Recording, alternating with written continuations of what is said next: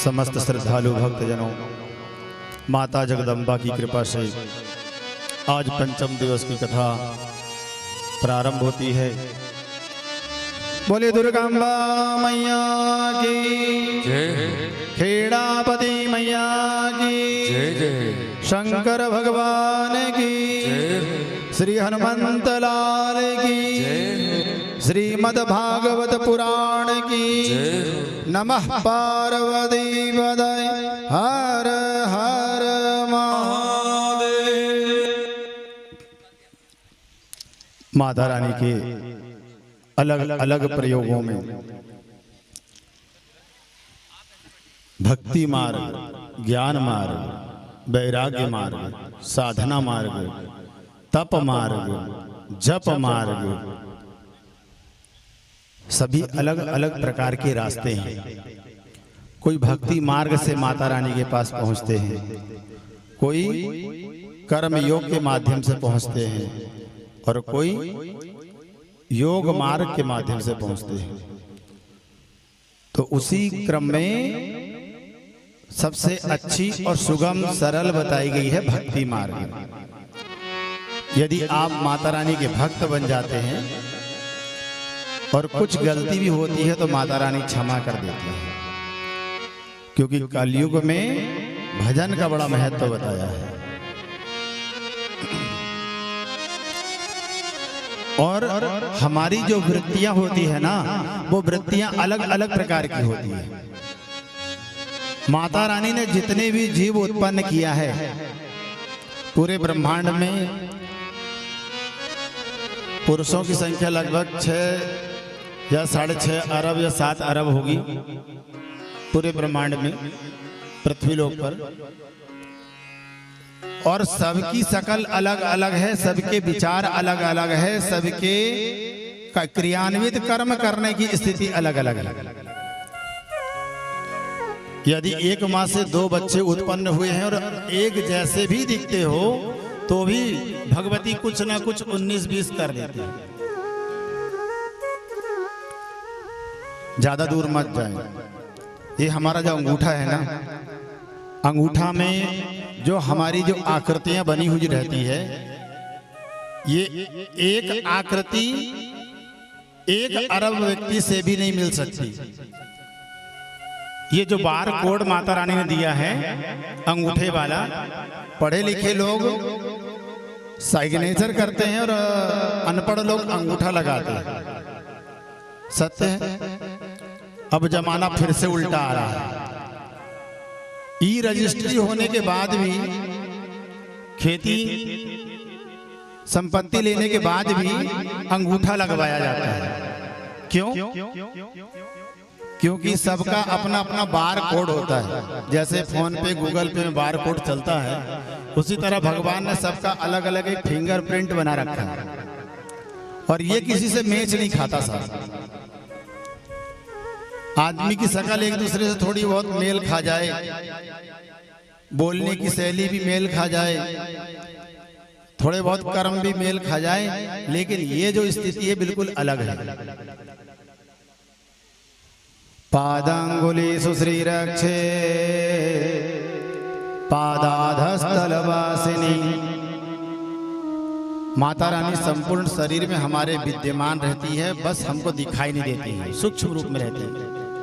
नासिका के अग्रभाग में भी रहती है, ओष्ठ में भी रहती है, केश में भी रहती है। रोमकूपेषु कौवेरी त्वचम बागीश्वरी तथा। त्वचा में बागीश्वरी भगवती रहते हैं। तो इस तरह से हमारे शरीर में जो कांति है, आंख में, शरीर में, ये सब भगवती का दिया हुआ एक प्रसाद ही है। सौभाग्य, समृद्धि, भाग्य वृद्धि के लिए भगवती के विशेष मंत्र होते हैं। उन मंत्रों का प्रयोग करने से हमारे घर में सौभाग्य समृद्धि आती है, जो कि हमने कल आपको मंत्र बताया था। और जब सौभाग्य समृद्धि आ जाए, धन संपत्ति आ जाए, तो उसके बाद में भगवती से भुक्ति और मुक्ति के लिए प्रार्थना करना चाहिए। भुक्ति मुक्ति प्रदायिनी श्रीमद्भागवती वार्ता भुक्ति मुक्ति प्रदायिनी। अच्छा, यदि मान लिया आपको मुक्ति और भुक्ति दोनों चाहिए कि जीवन भर हम अच्छा अच्छा भोग करें और जब अंत आए तो हमको मोक्ष मिल जाए, तो उसके लिए क्या करें? तो भगवती से इस मंत्र का प्रयोग करें। विदेहि देवी कल्याणम विदेहि परमां श्रियं रूपं देहि जयं देहि यशो देहि द्विषो जहि। और घर में बच्चों को अनेक प्रकार की व्याधियां उत्पन्न हो रही है, घर में कोई ना कोई रोग राई लगी हुई है, तो एक लोटे में जल लें या एक पात्र में जल लें, 108 बार इस मंत्र का प्रयोग करें। जयंती मंगला काली भद्रकाली कपालिनी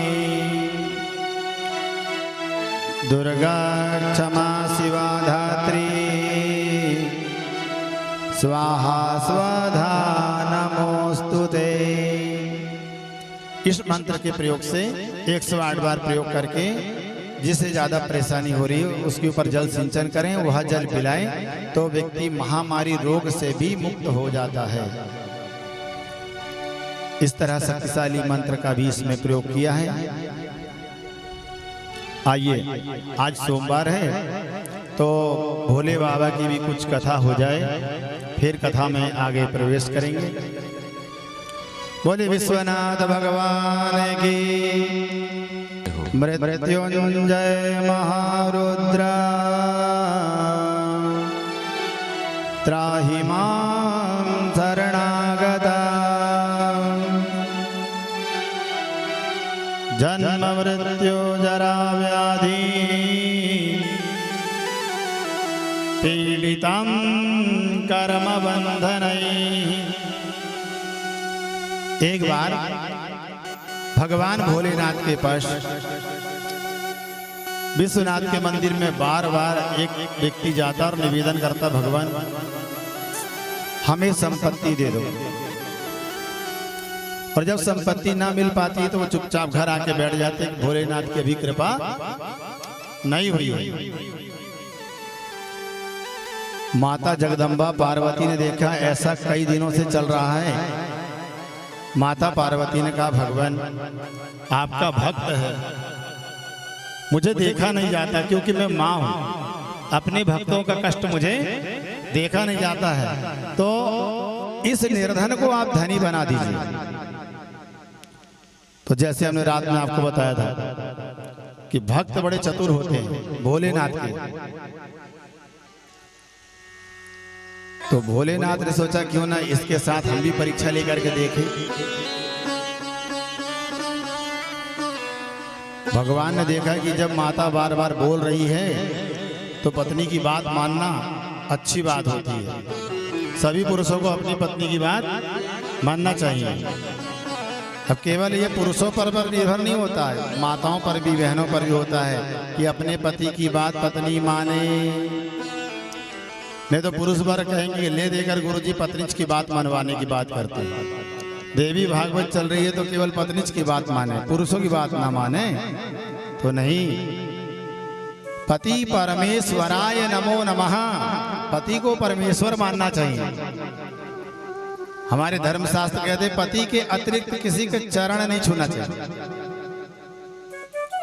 पति के अतिरिक्त किसी को किसी से हाथ से संवाद नहीं करना चाहिए, किसी से उल्टे सीधे मजाक नहीं करना चाहिए। अपने जो आभूषण वस्त्र, सुंदर वस्त्र है वो केवल अपने पति के लिए होना चाहिए, पहन करके अपने पति को दिखाना चाहिए।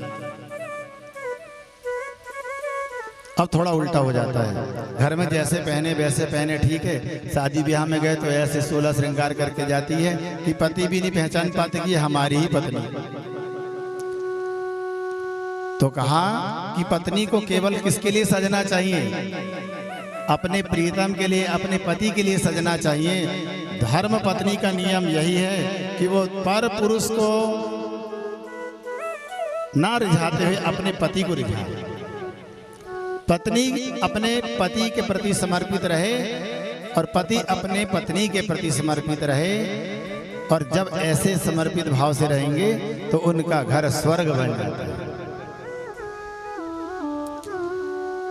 तो भगवती की कृपा से घर में जो स्थिति है, भगवान से बोला माता ने कि ये भक्त आपकी बहुत तपस्या करता है,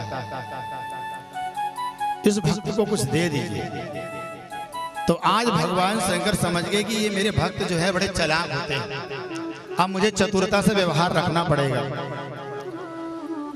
तो भगवान भोलेनाथ ने दर्शन दिया और बोला भैया क्या वरदान चाहते हो? तो भोलेनाथ के पास जैसे ही हाथ जोड़ करके वरदान मांगना चाहा, भगवान ने कहा सावधान, याद रखना मैं तुम्हें जो दूंगा उससे दोगुना तुम्हारे पड़ोसी को दूंगा वरदान में। तुम बोलोगे भगवान हमको एक महल चाहिए तो मैं 2 महल दूंगा, लेकिन किसको दूंगा? पड़ोसी को। अब जो भक्त था बोला वाह, जब करे हम, उपासना करें हम, आपको प्रसन्न करें हम, और फल ले जाए पड़ोसी, ये क्या बात है? भोलेनाथ बोले कि अब तुम सोच समझ के वरदान मांगना। तो अब जो पड़ोसी था वो बहुत चतुर हो गया। बोले भगवान अब वरदान भी मुझे सोच समझ के मांगना पड़ेगा, पड़ोसी वाली बात आ गई। बोले जो वरदान आप मांगोगे पड़ोसी के साथ तुरंत वही होगा, लेकिन 2 गुना होगा। तो बोले भगवान एक काम करो, मेरी एक आंख फूट जाए। तो बोले ये कैसा वरदान है? बोले आप बोले थे ना वरदान देने के लिए, तो मांग रहे हैं, देना पड़ेगा। तो बोले मान लो चलो मैंने एक दे भी दिया और तुम्हारी एक आंख फोड़ भी दिया, तो बोले फिर मेरी एक आंख फोड़ोगे तो पड़ोसी की दोनों आंख फोड़नी पड़ेगी। भगवान बोले हाँ ये बात तो है, पड़ोसी की और पड़ोसन की दोनों आंख फोड़ना पड़ेगा, मतलब पूरे मोहल्ले में अंधे हो जाएंगे सभी लोग और आप काने रहोगे। बोले महाराज तभी तो मजा आएगा। उन्होंने बोला चलो ठीक, लेकिन वरदान नहीं दिए। बोले और क्या चाह रहे हो? पहले पूरे जितनी शर्तें हैं सब बता ही दो। बोले भगवान हमारे मोहल्ले वाले जितने भी गांव के लोग हैं सबके आगे और पीछे दरवाजा बने हुए हैं 2। बोले हाँ, तो हमारे घर के सामने एक बहुत बड़ा कुआं खोद दीजिए, इतना बड़ा कि कम से कम 200 हाथ गहरा हो, चट्टान वाला हो। तो बोले तुम्हारे घर के सामने हम खोद देंगे, खुदवा देंगे, तो पड़ोसी घर के पीछे भी तो खुद जाएगा, क्योंकि हम डबल देंगे। तुमने आगे मांगा तो हम पड़ोसी को आगे पीछे दोनों तरफ से देंगे। बोले भगवान वही तो हम चाहते हैं। तो बोले उसका फल क्या होगा? बोले बस गांव भर में हम ही रहेंगे, एक आंख काने, और गांव भर के जितने लोग हैं सब कुएं में जय श्री राम। तो कहने का तात्पर्य है जब हम भगवान से मांगे तो शुद्ध भाव से, अंतःकरण से मांगे। कभी कभी क्या होता है कि हम दूसरों का नुकसान करने के चक्कर में अपना भी नुकसान कर देते हैं, या अपने चक्कर में हम दूसरों का बहुत बड़ा अहित कर देते हैं। भगवान ने समझाया इस तरह की वृत्ति अच्छी नहीं होती। तो मनुष्य की जो प्रवृत्तियां होती हैं वह 2 प्रकार की होती है, एक सकारात्मक और एक नकारात्मक। तो आप भगवान से क्या मांग सकते हो, भगवती से क्या मांग सकते हो, ये आपके ऊपर निर्भर करता है। हमारे मन में जैसी वृत्तियां रहती हैं हम वैसी ही सोच रखते हैं। इसी तरह भगवती की उपासना भी है। सम्मोहनम उच्चाटनम वशीकरणम मारणम तथा षडकर्म हमारे धर्म शास्त्रों में बताया है। किसी भी स्त्री को वश में, पुरुष को वश में करने के लिए वशीकरण मंत्र का प्रयोग करते हैं लोग। किसी के प्रति सम्मोहन विद्या का प्रयोग करते हैं, किसी के लिए मारण विद्या का प्रयोग करते हैं, किसी के लिए उच्चाटन विद्या का प्रयोग करते हैं। और ये तंत्र में जो षडकर्म विद्याएं हैं, ये आगे चल करके जो साधक होता है वह पतन मार्गी हो जाता है। तत्काल में उसे लाभ तो प्राप्त होता है, लेकिन अंत में उसकी बड़ी दुर्गति होती है। बनारस में एक बहुत बड़े तांत्रिक हुआ करते थे, माता बगला मखी उन्हें सिद्ध थी और बड़े बड़े तंत्र प्रयोग किया करते थे। एक दिन ऐसा आया कि 3 बच्चे थे, सबसे बड़ा बालक एक्सीडेंट में मारा गया, दूसरा बालक पागल हो गया और तीसरा बालक ने फांसी लगा दिया। क्योंकि आप किसी के लिए मारण करोगे तो आपके साथ भगवती बाद में उसका प्रतिफलन देगी। और अंत में उस तांत्रिक की इतनी दुर्गति हुई साहब कि खून की उल्टी कर करके मृत्यु को प्राप्त हुई। इसीलिए तंत्र विद्या में यह षडकर्म निषेध किया है। सम्मोहनम वशीकरणम उच्चाटनम मारणम तथा। ये षडकर्म जो है बहुत हानिकारक है, इनसे अपन को बचना चाहिए। और भगवती की जो भक्ति है, सदमार्ग है, भगवती की भक्ति का अनुसरण करते हुए हमें आगे बढ़ना चाहिए। जितना हम सदकर्म करेंगे, भगवती का भजन करेंगे, हम उतनी ही उन्नति प्राप्त करेंगे। अब इधर सोनकादि ऋषियों ने सूत जी महाराज से कहा, भगवान हमने सुना है कि असुरों ने अनेक उपद्रव मचाया और उपद्रव मचा करके इंद्र को अपने पद से हटा दिया। हम असुरों की भी अब कथा सुनना चाहते हैं। तो बोले सुनो। रक्तबीज महासुरः, बोले एक धनु नाम के राक्षस थे, बड़ा भयंकर तप किया, अनेक वर्षों तक घनघोर तप किया। घनघोर तप करने के बाद भगवान प्रसन्न हो गए और ब्रह्मा जी ने कहा, वरदान मांगो, क्या चाहते हो? बोले भगवान मैं चाहता हूं कि मेरे घर सबसे बलिष्ठ पुत्र उत्पन्न हो, शक्तिशाली पुत्र उत्पन्न हो। भगवान ने वरदान दिया, ऐसा ही होगा। और कुछ दिनों के बाद, कुछ समय पश्चात उनके घर 2 पुत्र उत्पन्न हुए। एक का नाम हुआ रंभ और एक का नाम हुआ करम्भ। रंभ करम्भ ये दोनों असुर बड़े शक्तिशाली हुए, बड़े पराक्रमी थे। पिताजी ने कहा, तुम पराक्रमी तो हो, लेकिन इतने भी पराक्रमी नहीं हो कि इंद्र को परास्त कर दो, इसलिए जाओ तप करने के लिए जाओ। तप करने के लिए पहुंचाया तो करम्भ एक सरोवर में पहुंच गए। सरोवर में जाकर के उन्होंने डुबकी लगाई और डुबकी लगा करके साधना करने लगे। ओम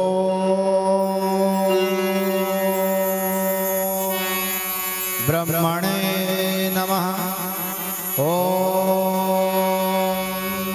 ब्रह्मणे नमः, ओम ब्रह्मणे नमः। उसी समय एक मगरमच्छ आया और पानी कल कल कल कल कल कल अंदर से आया मगरमच्छ और आ करके करम्भ के शरीर को पकड़ लिया और गहरे गहरे तालाब के जो सबसे नीचे वाले भाग है वहां लेकर के चला गया और प्राणांत कर दिया। करम्ब की मृत्यु हो गई। रंभ भी जंगल में गए और घनघोर तप करने लगे। वट वृक्ष के नीचे बैठ गए, घनघोर तप किया। ओम अग्नये नमः। रंभ ने अग्नि नारायण का तप किया और अग्नि नारायण के तप के प्रभाव से अग्नि नारायण प्रसन्न हो गए। अग्नि नारायण का रंभ, तुमने निश्चल भाव से तप किया है, वरदान मांगो। रंभ ने कहा, भगवान मैं पृथ्वी पे शक्तिशाली सम्राट बनूं, ऐसी मेरी अभिलाषा है। और अग्नि नारायण ने उन्हें वरदान दिया और निवेदन किया कि मेरी जो संतान होगी वो इंद्र को परास्त करने वाली होगी, ऐसे आप मुझे वरदान प्रदान करें।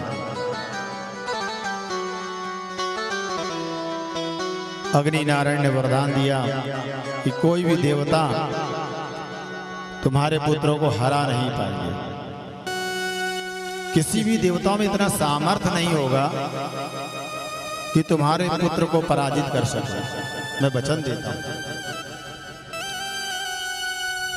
हे रंभ, तुमने बहुत तप किया है और तप करने के प्रभाव के कारण जिस पर भी पहली बार तुम्हारी दृष्टि पड़ेगी वह तुम्हारी पत्नी बन जाएगी और वह तुम्हें मना नहीं कर पाएगी। जाओ, तुम्हारे लिए हमने वह व्यवस्था भी बना दिया है। तो यक्ष की जो पुत्री है जिसका नाम था महिषी, रंभ की दृष्टि उस महिषी पर पड़ी। अब यक्ष पुत्री महिषी को जैसे ही देखा रंभ ने आसक्त हो गया और कहा, मुझे अग्निदेव ने वरदान दिया है कि जो भी स्त्री मुझे सबसे पहले दिखाई देगी मैं उससे विवाह करूंगा। बड़ा ही सौंदर्यशाली रंभ, भले ही असुर है लेकिन बहुत सुंदर है। महिषी ने कहा, मैं विवाह करने के लिए तैयार हूं। दोनों ने गंधर्व विवाह किया और गंधर्व विवाह करने के बाद महिषी के उदर में रंभ का पुत्र आ गया। महिषी गर्भवती हो गई।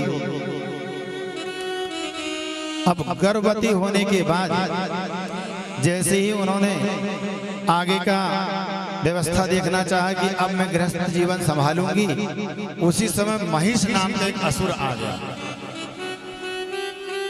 और महिष नाम का असुर आया तो उसने महिषी को देखा और महिषी को देख करके उनके ऊपर आक्रमण कर दिया कि मैं इसे अपनी पत्नी बनाऊंगा।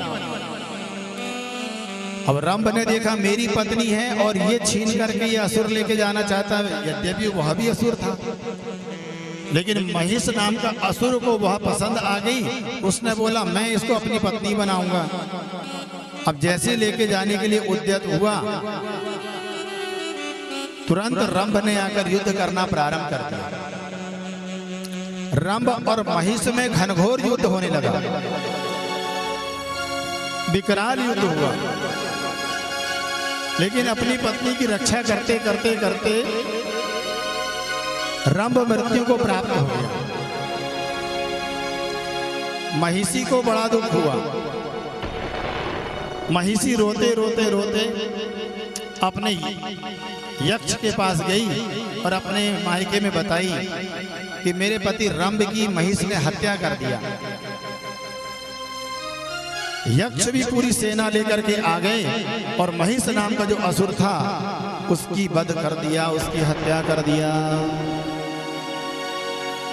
अब इधर रंभ की भी मृत्यु हो गई और महिष नाम के राक्षस की भी मृत्यु हो गई। अब अग्नि संस्कार करने की बारी आई रंभ की, तो महिषी नाम की जो यक्षिणी थी उसने कहा जब मेरा पति ही नहीं रहा तो मैं जीवित रह के क्या करूंगी, तो मैं भी सती होंगी। तो रंभ को चिता में जैसे ही लेटाया गया तो वहां पर वह भी चिता में बैठ गई। बोलती है मैं भी जीवित रह के क्या करूंगी जब मेरा पति ही नहीं रहा। तो रंभ और महिषी दोनों चिता में समाहित हो गए। किसी व्यक्ति ने कहा जैसा भी है अपनी ही प्रजाति का व्यक्ति था, महिष नाम का असुर था, एक काम करो इसको भी उठा करके इसी चिता में डाल दो। अब रंभ, महिषी और महिष नाम का असुर तीनों अग्नि में जलने लगे। जलने के बाद एक दिव्य तेज से महिषी के गर्भ से एक दिव्य तेज निकला और दिव्य तेज निकल करके वह एक बालक का रूप धारण कर लिया। उसका नाम पड़ा महिषासुर।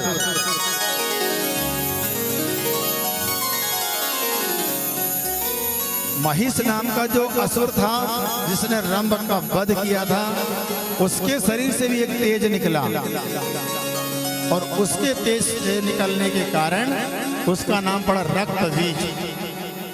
ये दो असुर प्रकट हुए अग्नि से। एक हुआ महिषासुर महिषी के पेट से और एक निकला महिष नाम के असुर से रक्तबीज। अब क्योंकि इसके शरीर में जो तेज था वो रंभ का था, वरदान युक्त था कि न देवता इसे मार सकता है न अग्नि उसे जला सकता है। कोई भी देवता इसे नुकसान नहीं पहुंचा सकता। तो सबसे शक्तिशाली असुर के रूप में महिषासुर हो गया। जितने बड़े बड़े असुर सबको परास्त किया। सबसे पहले पहलवान क्या करते हैं? सबसे पहले एक पहलवान छोटे छोटे पहलवानों को पटकता है, फिर वो बड़ा पहलवान कहलाता है। फिर गांव के लोगों की नजर में आता है कि अरे ये आजकल पहलवानी करने लगा है। फिर गांव के लोग अखाड़ा लगवा करके फिर युद्ध करवाते हैं मल। उसमें जब बालक विजयी प्राप्त होता तो बोले अब तो भैया ये अपने गांव का शेर है, अब इसको कहाँ पहुंचाएं? तो बोले जिला स्तर तक पहुंचाया जाए। तो छिंदवाड़ा जिला स्तर तक पहुंचाया जाता है। और जब वो उसी गांव का पहलवान जब जिला स्तर पर भी पहलवान बन जाता है, सबको पराजित कर देता है, तो फिर वो प्रदेश स्तर पे जाता है और प्रदेश स्तर से फिर वो राष्ट्र स्तर पे जाता है और राष्ट्र स्तर से फिर वो अंतरराष्ट्रीय स्तर पर जाकर पहलवानी करता है। तो उसी तरह महिषासुर ने एक एक छोटे बड़े सभी असुरों को परास्त करना प्रारंभ किया। सारे असुरों ने शरणागति ले ली और महिषासुर से कहा हम आपकी शरण में हैं, हम आपके साथ चलेंगे और आप हमारे मुखिया हुए। सभी ने सर्वसम्मति से, जितने असुर राक्षस पिशाच डाकनी सब ने कहा कि महिषासुर हमारे महाराजा होंगे।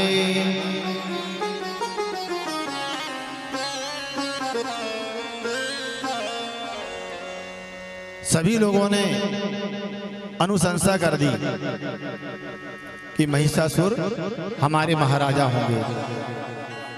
महिषासुर राजा हो गए, लेकिन इंद्र पद पर चढ़ाई करना भी उनके बस की बात नहीं थी।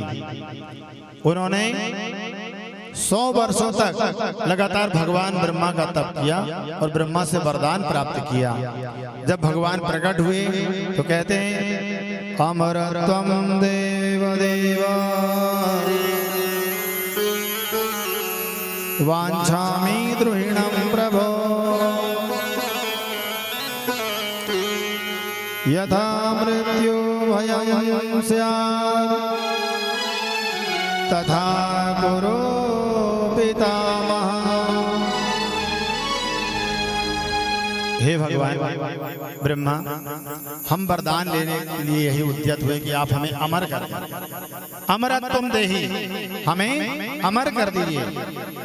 तो उन्होंने कहा देखो अमर तो हम भी नहीं है, एक कल्प के बाद हमें भी पृथ्वी, हमें भी ब्रह्मांड को छोड़ के जाना पड़ता है, ब्रह्मलोक छोड़ के जाना पड़ता है और कोई और ब्रह्मा बन जाता है। तो भैया हमारे पास में इतना शक्ति नहीं है कि हम आपको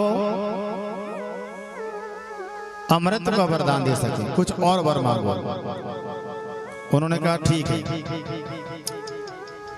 तस्मान में मरणम नूनम कामिन्या गुरु पद्मजा। यदि आप बोलते हैं कि मरना ही अनिवार्य है तो एक काम करो, मुझे ऐसा वरदान दो कि मुझे ना देवता मार सके, ना यक्ष मार सके, ना किन्नर मार सके, ना मनुष्य मार सके, ना कोई जीव जंतु भी मुझे कोई ना मार सके। हाँ, स्त्रियां अबला होती हैं, ये क्या मुझे मारेंगी? इसलिए अबला हंतमा हंतुम कथम शक्ति भविष्यति। अबला मुझे मारना चाहे तो मार सकती है, लेकिन कथम शक्ति भविष्यति, महिलाओं के अंदर इतनी शक्ति थोड़ी है। जब मैं इंद्र जैसे को पराजित कर सकता हूं तो ये स्त्रियों में क्या शक्ति है कि मुझे मार पाएंगी? तो अबला स्त्री होती है तो इनको छोड़ करके ना मुझे कोई पशु पक्षी जीव जंतु, ना कोई देवता, ना कोई यक्ष, ना कोई किन्नर, ना कोई गंधर्व, कोई भी दिव्य शक्ति से समन्वित व्यक्ति मुझे ना मार सकता। रही बात मनुष्य योनि में जन्म लेने वाले या कोई स्त्री रूप में रहने वाली, वो तो अबला होती है, वो क्या मुझे मारेंगी? इसलिए मैं इनके लिए छोड़ देता हूं, ये मारना चाहे तो मार सकती है। महिषासुर ने स्त्रियों को कमजोर समझ लिया और यही इनकी सबसे बड़ी गलती हो गई, क्योंकि स्त्री शक्ति सबसे बड़ी शक्ति होती है। अब महिषासुर पाताल लोक का राजा बन गया। शुक्राचार्य जी ने कहा कि पाताल लोक के राजा बने रहने से काम नहीं चलेगा, आपको अलग अलग स्थान पर जाकर विजयश्री प्राप्त करना चाहिए। राजा वो नहीं जितना मिला उतने में खुश हो गया। राजा की जिम्मेदारी ये है कि एक राज्य अधिग्रहण करने के बाद उसे दूसरा राज्य पे चढ़ाई करना चाहिए और उस राज्य को भी अपने में समाहित करना चाहिए। इस तरह से पूरा ब्रह्मांड के तुम राजा बन जाओगे तो तुम्हारे शत्रु कोई नहीं बचेगा। इसलिए सबसे पहला काम ये करो कि इंद्र बड़ा दुष्ट है तो इसके स्वर्ग को आप अधिग्रहित कर लो। अब महिषासुर पूरी सेना को लेकर के पूरी शक्ति से, पूरी वेग से निकल पड़ा और इंद्र के साथ में युद्ध करने के लिए अग्रसर हो गया। इंद्रलोक में भी दूतों ने बताया भगवान महिषासुर नाम का एक बहुत विकराल असुर आ रहा है, कई लाखों करोड़ों में सेनाओं को लेकर के आ रहा है। ऐसा लग रहा है कि स्वर्गलोक में केवल राक्षस ही राक्षस, पिशाच ही पिशाच, डाकनी ही डाकनी, पिशाचनी ही पिशाचनी, राक्षसी ही राक्षसी, चारों तरफ से स्वर्गलोक को घेर लिया है। इंद्र ने कहा ये अच्छा, हमारे पास वज्रास्त्र है, ब्रह्मास्त्र है, दिव्यास्त्र है, हम भी परास्त कर देंगे। घनघोर युद्ध प्रारंभ हो गया। दोनों तरफ से दिव्यास्त्र चलने शुरू हो गए। दिव्यास्त्र चलते चलते इंद्र पराजित हो गए और पराजित होकर के स्वर्ग लोक छोड़ करके सभी देवता ब्रह्मलोक की ओर चल दिए। निराश होकर भगवान ब्रह्मा के पास गए और भगवान ब्रह्मा से कहते हैं भगवान हमारी रक्षा करें। भगवान ब्रह्मा ने कहा चलो हम भगवान विष्णु की शरण में चलते हैं। भगवान विष्णु की शरण में गए, निवेदन किया। भगवान विष्णु कहते हैं चलो हम भगवान शिव की शरण में चलते हैं कैलाश के निवासी कुछ ना कुछ हमारे लिए रास्ता दिखाएंगे, इसलिए हम कैलाश के अधिपति से ही हम प्रार्थना करें। कैलाश पर्वत पर पहुंच गए और कैलाश पर्वत पर पहुंच करके और भगवान से प्रार्थना करते हैं, हे पशुपतिनाथ, हे विश्वनाथ, हमारे ऊपर कृपा दृष्टि बनाए और हमारी जो सेनाएं हैं वो परास्त हो चुकी है, असुरों हमारे ऊपर आक्रमण कर चुके हैं। अब हम अपना इंद्रलोक छोड़ करके यहाँ आ चुके हैं, अपना नेत्र खोलिए और हे जटाधारी, हे गंगाधर, हे विश्वेश्वर, हमारा कल्याण करें। बारंबार प्रार्थना कर रहे हैं। आइए हम भी भगवान से प्रार्थना करें। कैलाश के निवासी नमो बार बार हो, नमो बार बार हो, आए शरण तिहारी प्रभु तार तार तू, आयो शरण तिहारी प्रभु तार तू, आयो शरण तिहारी भोले तार तार तू, आयो शरण तिहारी भोले तार तार तू। कैलाश के निवासी हो, कैलाश के निवासी नमो बार बार हो, नमो बार बार हो, आयो शरण तिहारी भोले तार तार तू, आयो शरण तिहारी। तालियों से सेवा देते हैं। बोलो विश्वनाथ भगवान की।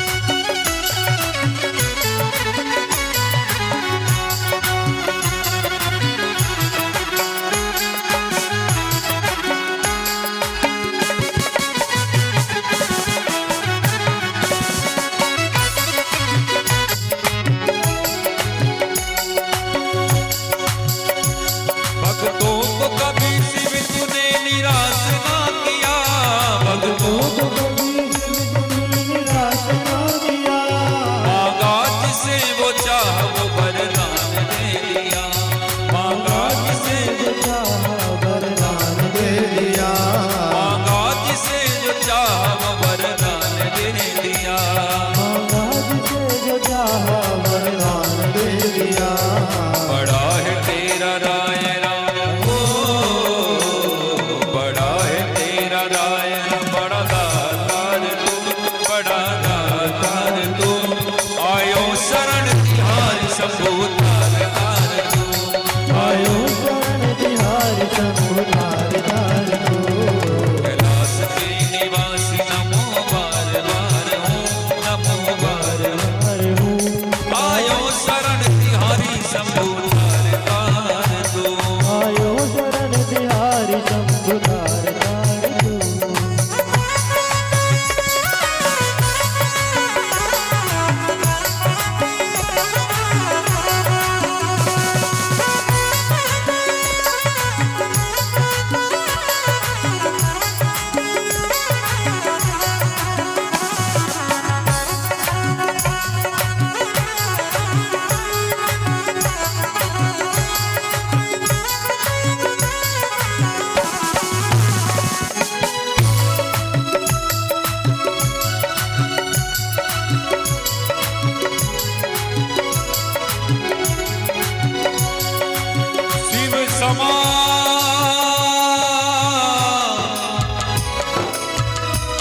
शिव समान कोई दाता नहीं, विपत्ति विदारण लज्जा मोरी राखियो शिव नंदी के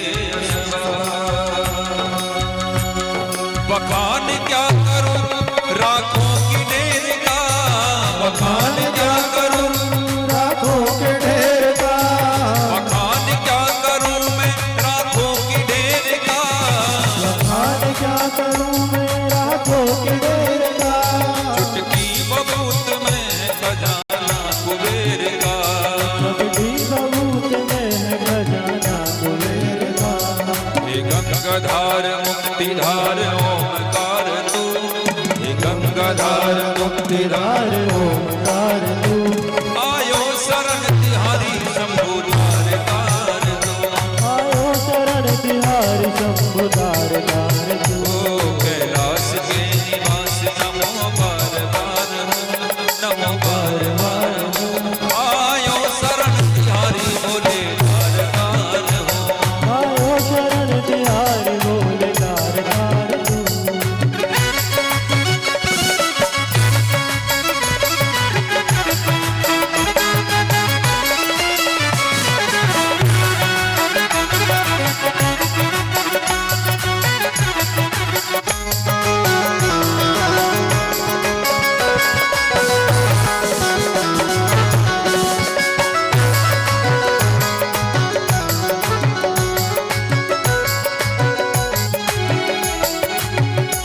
क्या क्या नहीं दिया क्या प्रमाण है क्या क्या नहीं दिया क्या प्रमाण है तेरी कृपा से आश्रय सारे जहां से है। तेरी कृपा बिना जहर पिया जीवन दिया कितना उधार दो कितना उधार दो। आयो शरण तिहारी बोले तार तार आयो शरण तिहारी तार तार तू। ओ आयो शरण तिहारी बोले तार तार दो। आयो शरण तिहारी शंभु तार तार तू। आयो मेरे भोले मेरे भोले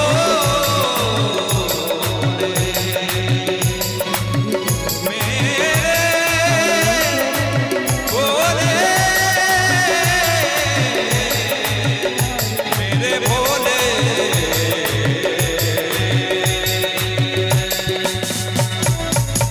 बोले विश्वनाथ भगवान की। भगवान भोलेनाथ प्रसन्न हो गए। डिम डिम डिम कदा डिम बडिम बडमरो पाणौ सदा यस्य वै फुं फुं फुं कद सर्पनाद हृदयं घन घंट घंटारभं भं भं भं कद भं भं नयनं कारुण्यपूर्णापरं बम बम बम गद बम बम वहनम ध्याये शिवं शंकरं ध्याये शिवं शंकरं। सभी देवताओं ने हाथ जोड़कर कहा हर हर कहे संकट कटे शंभु कहे हरदम। एक बार जो प्रेम से बोलो जय शिव बम बम बम कहत अगम बम दहत बिडम बम दर दर अंगम भसम दिगम बम बसन बगम बम मर मर दिव्यम भ्रमण कर्तव्यम करवर बम बम धर धर जंगम जसत भुजंगम बसत सुगंगे हर हर नमः पार्वती पदये हर हर महादेव। भगवान भोलेनाथ प्रसन्न हो गए। अरे देवताओं कैसे आना हुआ। हे भूत भावन हे विश्वनाथ हे जगत के कल्याण करता। महिषासुर नाम का असुर सब तरफ हाहाकार मचा रखा है। यदि आपके पास कोई उपाय हो तो हमें इस विपत्ति से निकालिए। भगवान भोलेनाथ कहते हैं देखो विकल्प निकालने में सबसे अच्छे तो विष्णु हैं।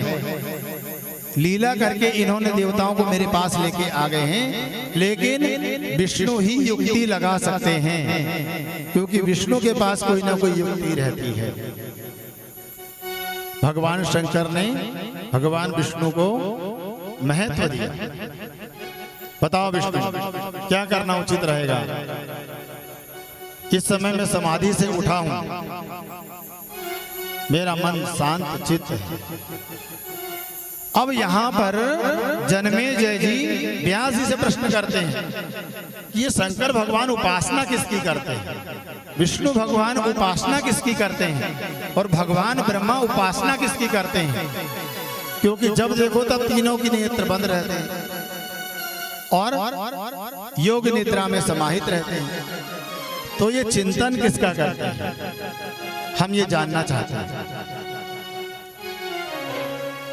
भगवान विष्णु शेष नाग पर विराजमान होकर के आराम की मुद्रा में योग निद्रा का ध्यान करते हैं। भगवान ब्रह्मा भी भगवती का ध्यान करते हैं और भगवान शिव भी भगवती का ही ध्यान करते हैं, आदि शक्ति माता का। लेकिन आज जन्मेजय जी ने पूछा तो व्यास जी महाराज कहते हैं, जो समस्त जगत की जननी है, जिसने ब्रह्मा विष्णु को भी प्रकट किया है, शिव को भी प्रकट किया है, ऐसी पराम्बा की वह उपासना किया करते हैं, जगत जननी की वह उपासना किया करते हैं। इसलिए आप सभी यह समझें कि भगवती के उपासक ये तीनों जो है भगवती की विशेष रूप से उपासना किया करते हैं। इसलिए आप सभी लोग भगवती की उपासना करें। भगवान विष्णु ने जैसे ही कहा तो सभी देवताओं ने हाथ जोड़ करके प्रार्थना किया है। आइए हम भी प्रार्थना करें भगवती से। निज हों कृति मात्र निराकृत धूम्र विलोचन धूम्र सते समर विशोषित रोषित शोणित बीज समुद्भव बीज लते शिव शिव शुंभ निशुंभ महा हव अर्पित भूत पिशाच रते जय जय हे महिषासुर मर्दिनी रम्य कपर्दिनी शैलसुते जय जय हे महिषासुर मर्दिनी रम्य कपर्दिनी शैलसुते ऐसत खंड विखंडित रुंड वितुंडित सुंड गजाधिपते निज भुज दंड निपातित चंड विपाटित मुंड भटाधिपते रिपु गज गंड विदारण चंड पराक्रम शौंड मृगाधिपते जय जय हे महिषासुर मर्दिनी रम्य कपर्दिनी शैलसुते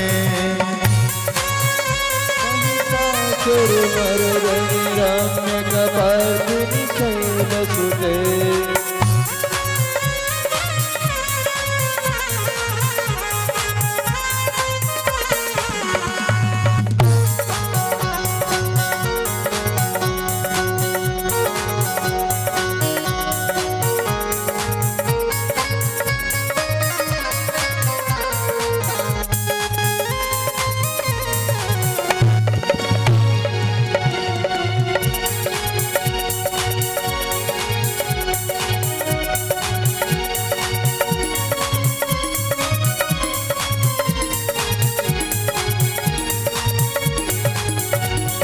जय जय हे महिषासुर मर्दिनी रम्य कपर्दिनी शैलसुते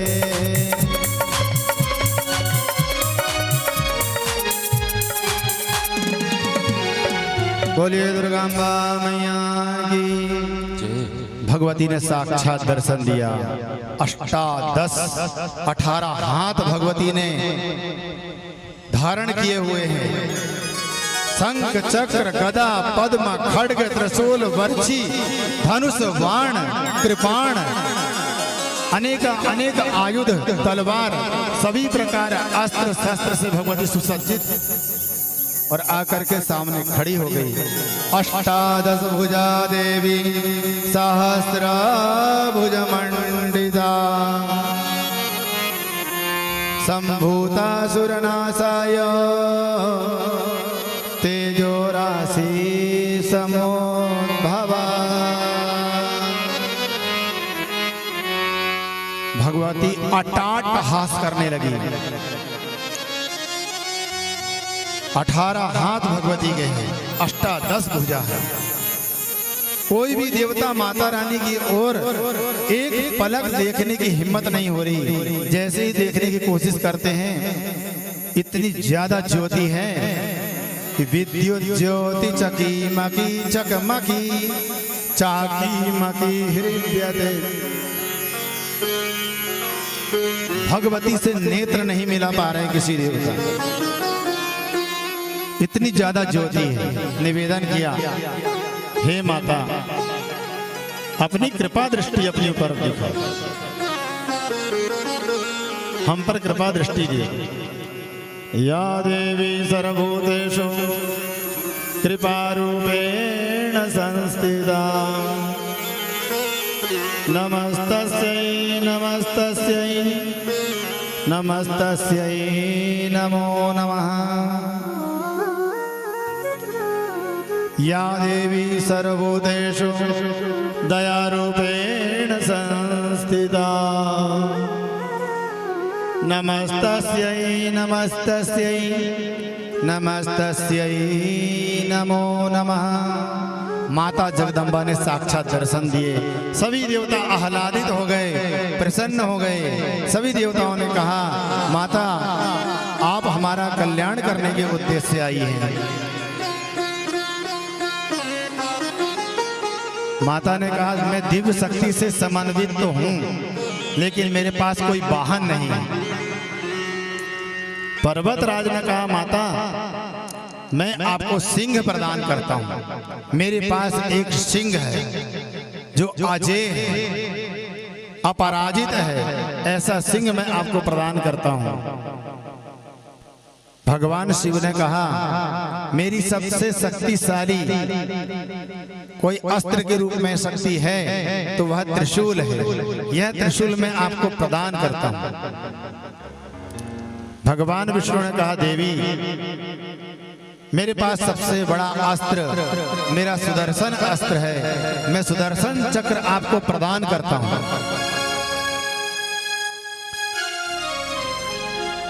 सभी देवताओं ने अपने अपने दिव्यास्त्र देना माता जी को प्रणाम किया, और जो दिव्य शक्तियां थी माता जी के पास जो थी वो तो थी, लेकिन जो अस्त्र रूपी थी वह अस्त्र रूपी भी माता जी को उन्होंने भेंट में दिया। अच्छा ये बताइए, माता जी हमको सब देती है, लेकिन फिर भी हम माता रानी को पुष्प हार चढ़ाते हैं, भगवान को भोग लगाते हैं। त्वदीयं वस्तु गोविंदम तुभ्यमेव समर्पये, गृहाण सुमुखो भूत्वा प्रसीद परमेश्वरः। किसी ने पूछा कि भगवान का दिया भगवान को ही देना कौन सी बुद्धिमानी का काम है? अरे आपका है ही क्या जो आप भगवान को दे रहे हो? तो बोले ना, ऐसा नहीं है। जैसे आपके घर में भोजन बनता है और भोजन बनने के बाद थाली लगा करके जब आपकी बिटिया आपके पास लेकर के आती है और वह टुकड़ा तोड़ करके आपके मुख में खिलाती है, जिभाती है, उस समय जो आपको आनंद आता है, जब आप बीमार हैं आपके बच्चे आपको आपके मुख में भोजन कराते हैं, जो आपको आनंद आता है, जो प्रेम आता है, उसी तरह परमपिता परमेश्वर को, माता रानी को अत्यधिक आनंद आता है कि जिस वस्तु को मैंने दिया उस वस्तु को इन्होंने अपना ना समझ करके मेरा प्रसाद समझ करके मुझे वापस लौटाया। इससे भगवान प्रसन्न हो जाते हैं और इसी से हमारे अन्न की शुद्धि हो जाती है।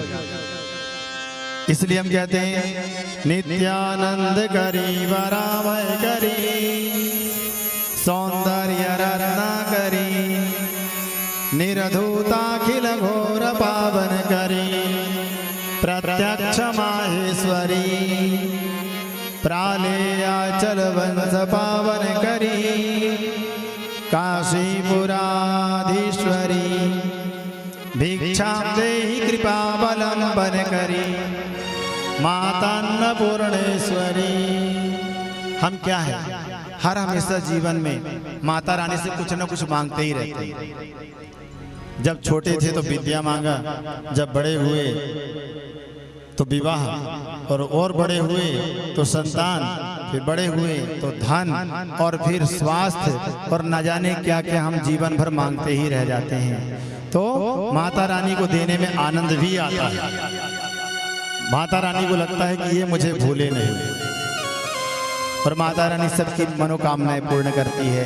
आज देवताओं की मनोकामना पूर्ण करने के लिए माता रानी युद्ध के लिए अट्टहास करते हुए जैसे ही आगे बढ़ी है, विकराल रूप धारण कर ली है।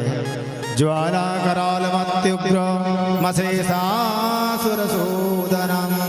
त्रिशूलम पादुनो वीतिर भद्रकाली नमोस्तुते। माता रानी ने अपना विकराल रूप धारण कर लिया। जैसे ही महिषासुर को आवाज माता रानी की ध्वनि सुनाई दी, सभी बड़े बड़े असुर जो सेनापति थे उन्होंने कहा, महाराज कोई स्त्री आ रही है, आप अपने लोग लौट जाइए, हम इस स्त्री को पराजित करके लेकर आते हैं। स्त्री से लड़ना आपके लिए शोभायमान नहीं होगा। आप बड़े आदमी हैं, आप अपने घर जाइए। बड़े अच्छे से महिषासुर को लौटा दिए और सैनिकों ने युद्ध करना चाहा। जैसे ही माता रानी के दिव्य तेज को देखा, सौंदर्य को देखा, मोहित हो गए और कहा, देवी तुम तो हमारे महाराजा की पत्नी बनने योग्य हो, आप हमारे महाराजा की पत्नी बन जाओ, महिषासुर की पत्नी बन जाओ, महारानी बन के जीवन यापन करोगे। सैनिकों से माता रानी ने देखा कि अरे ये लोग तो अब न जाने क्या क्या प्रलाप करेंगे। एक माता रानी ने हुंकारी भरी, जैसी हुंकारी भरी तो एक सैनिक भागा जा रहा था, वो भागते भागते तो निकल गया और जितने बचे ज्वाला में भस्मीभूत होकर के वहीं ढेर बन गए, सब राख बन गए और वहीं समाप्त हो गए। अब माता के अंदर क्रोध आना प्रारंभ हुआ। माता रानी ने अपने शरीर से दिव्य शक्ति प्रकट की और दिव्य शक्ति प्रकट करके अब युद्ध के लिए आगे बढ़ गई। अनेक शक्तियां उत्पन्न हो गई। अब भगवती ने भी अपनी अपनी शक्तियां निकालना शुरू की। चंडनी, प्रचंडनी, भगवती की पिशाचनी शक्ति, भगवती की योगिनी शक्ति, अनेक शक्तियां भगवती के शरीर से निकलना शुरू हो गई। लाखों लाख निकलना शुरू हो गई। ताम्राक्ष युद्ध करने के लिए भगवती के पास आ गया। भगवती ने ताम्राक्ष को परास्त कर दिया और मृत्यु के घाट उतर गया। वास्कल, दुर्मुख नाम के राक्षस से माता रानी से युद्ध करने आ गए। कोई तलवार से युद्ध करता, कोई बर्छी से युद्ध करता। दोनों योद्धा आपस में आकर के बारी बारी से माता जी से युद्ध करना प्रारंभ कर दिए। माता रानी से घनघोर युद्ध प्रारंभ हो गया। माता रानी ने ताम्राक्ष की तरफ देखा कि यह मेरे से ज्यादा बढ़ने की कोशिश कर रहा है। माता रानी ने तलवार, लंबी सी तलवार ली और लेकर के गर्दन काट कर अलग कर दिया। इधर वास्कल, वह भी युद्ध के लिए तैयार हो गया। माता रानी ने देखा कि वास्कल मेरे ही ओर आ रहा है। माता रानी त्रिशूल फेंक करके वास्कल का भी वध कर दिया। दुर्मुख नाम का राक्षस आया और माता रानी पर अनेक प्रकार के दिव्यास्त्र फेंकना शुरू कर दिया। कभी तलवार फेंक करके, कभी भाला फेंक करके माता रानी को मारने का प्रयास करने लगा। अब जैसे ही दुर्मुख आगे बढ़ा तो भगवती को क्रोध मन में आने लगा। भगवती ने अपने दिव्यास्त्र को निकाला, चक्र सुदर्शन निकाल करके और दुर्मुख की भी गर्दन काट दी। जैसे ही दुर्मुख की गर्दन काटी तो अनेक जो राजा महाराजा जैसे असुर थे बारी बारी से आके माता रानी से युद्ध करने लगे, घनघोर युद्ध करने लगे। पंचवर्ष सहस्राणि बाहु प्रहरणो विभो। इतने बाहुबल था कि एक असुर जाता, दूसरा असुर आता और युद्ध लगातार चल रहा है। भयंकर युद्ध चल रहा है। युद्ध चलते चलते में युद्ध विराम लेने की स्थिति में नहीं, सब तरफ आग ही आग दिखाई दे रही है। देवताओं ने कभी ऐसा भीषण युद्ध नहीं देखा था।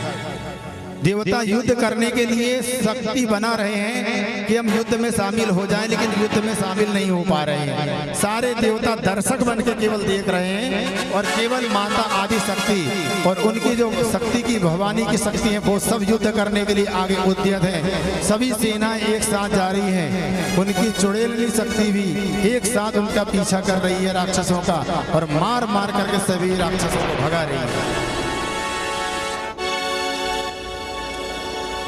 सभी राक्षस भाग गए, दूर दूर तक राक्षस दिखाई नहीं दे रहे। माता रानी ने सोचा अब कोई आएगा नहीं लगता है। उसी समय लोभ और बिडाल नाम के दो राक्षस आ गए, और लोभ और बिडाल ने माता रानी से कहा, देखो हम तुमसे युद्ध नहीं करना चाहते, हम आपसे बात करना चाहते हैं, और बात से जब नहीं मानोगी तब हम आपसे युद्ध करेंगे, थोड़ा धैर्य रखो। उन्होंने कहा, बोलो क्या बोलना चाहते हैं? तो बोले, देखो तुम एक स्त्री हो और मैं हाथ नहीं उठाना चाहता, इसीलिए तुम यहाँ से चली जाओ, या फिर मैं तुम्हारी प्राण रक्षा करवा सकता हूँ अपने स्वामी से बात करके। तुम मुझे बहुत सुंदर दिखती हो, मेरे स्वामी के लायक लगती हो, इसलिए मैं ये प्रस्ताव रख रहा हूं। भगवती ने कहा, दूसरा प्रस्ताव क्या है? तो भगवती ने कहा, दूसरा प्रस्ताव क्या है? तो कहते हैं कि एक प्रस्ताव और है कि हमसे आप युद्ध करो। भगवती ने कहा, चलो दूसरा प्रस्ताव आपका मान लेते हैं, आपसे युद्ध करते हैं। और फिर समर में युद्ध होना प्रारंभ हो गया, और लोभ और बिडाल तीखे बाण चलाने लगे, नुकीली तीर चलने लगी। अब भगवती भवानी अपने विकराल रूप में आ गई, भद्रकाली को प्रकट किया, हे भद्रकाली इनका वध कर दो। लोभ के पास माता रानी गई और लोभ की गर्दन पकड़ करके मरोड़ दिया। जैसे मूली के पत्ते को हम मरोड़ करके बाहर निकालते हैं, उसी तरह महाकाली ने गर्दन मरोड़ दिया लोभ का, और एक कपाल लेकर के उसमें रक्त लेकर के रक्तपान करने लगी। बिडाल नाम का दैत्य युद्ध करने लगा। भगवती ने सोचा ज्यादा लीला करने की कोई आवश्यकता नहीं है, एक थप्पड़ मारी, उसी समय धराशाही हो गया। गोविंदाय नमो नमः। महाराज, सबसे विकराल युद्ध माता रानी ने किया है, बड़े बड़े असुरों को मारा है, विकराल असुर को मारा है। त्रिनेत्र नाम का एक असुर था जो भगवान शंकर का परम भक्त था, और त्रिशूल उसके पास में थी, अजय भगवती के पास आगे कहता है, भवानी यदि मुझसे युद्ध करना चाहती हो तो जब तक मेरे हाथ में ये त्रिशूल रहेगा ना, तो मुझे पराजित नहीं कर पाओगे। भगवती कहती, जो तुम्हारे पास त्रिशूल जो भोलेनाथ का दिया हुआ है ना, वो मेरा दिया हुआ है एक अंश का, और मेरे पास जो त्रिशूल है वो दिव्यास्त्र से भरा हुआ है। भगवती त्रिशूल चलाती है, वक्ष स्थल पर जाकर लगता है, और उसी समय त्रिनेत्र का वध हो जाता है। बोले जगदम्बा मैया की। अंधक नाम का दैत्य बड़ा ही शक्तिशाली था। उसने सोचा कि माता रानी से सब युद्ध कर रहे हैं, लेकिन सिंह पर किसी की नजर नहीं है, क्यों ना सिंह पर मैं आक्रमण कर दूं। बड़ी सी गदा लिया और गदा लेकर के सिंह के सिर पर प्रहार किया। जैसे ही सिंह के सिर पर प्रहार किया, सिंह पीछे हट गए। अब सिंह को क्रोध आया, और सिंह को क्रोध आने के बाद पता है आपको क्या होता है? अंधक दैत्य पर चढ़ाई कर दिया। माता रानी से अनुमति लिया। माता कहती है, अच्छा स्वतंत्र करती हूँ तुझे, दुष्टों का हत्या कर दे, वध कर दे। तीव्रता से दौड़ करके अंधक दैत्य का वध कर दिया। अंधक दैत्य की मृत्यु हुई अब माता रानी पूरे प्रचंड वेग में क्रोध में आकर भर गई और भरने के बाद अब महिषासुर को लगा मेरे पूरे बड़े बड़े जो सैनिक थे, बड़े बड़े जो राजा थे और मैं तो महाराजा हूँ, जब सभी लोग धरती पर समा गए तो अब मुझे युद्ध करना पड़ेगा। महिषासुर युद्ध करने के लिए आया, सबसे बड़ा योद्धा महिषासुर जैसे ही युद्ध करने आया है सभी देवता थर थर थर थर कांपने लगे। अब क्या होगा? भगवती भी समर के लिए युद्ध करने आ गई है और समर से तात्पर्य है युद्ध के मैदान को समर कहा जाता है। युद्ध के मैदान जो रहते हैं उसे समर कहते हैं। अब युद्ध करने वाली स्थिति जगह पहुंच करके अब महिषासुर ने जैसे ही माता रानी की तरफ देखा और कहा तुमने मेरे इतने सारे असुरों का वध कर दिया, फिर भी पता नहीं क्यों मुझे ऐसा लगता है कि तुम्हें क्षमा कर देना चाहिए। मैं तुम्हें क्षमा करने के लिए तैयार हूं, लेकिन एक ही शर्त पर, तुम मेरी पत्नी बन जाओ। देवी कहती है यदि तुमने मुझ पर विजयश्री प्राप्त कर लिया तो मैं तुम्हारी दासी बन जाऊंगा, लेकिन पहले मुझ पर विजयश्री प्राप्त करके तो दिखाओ। महिषासुर से संवाद होने के बाद महिषासुर पूरी सैन्य शक्ति के साथ माता रानी से युद्ध करने के लिए दौड़ पड़ा और बड़ा मायावी, बहुत शक्तिशाली, कभी अदृश्य हो जाता, कभी हाथी के रूप में युद्ध करने लगता,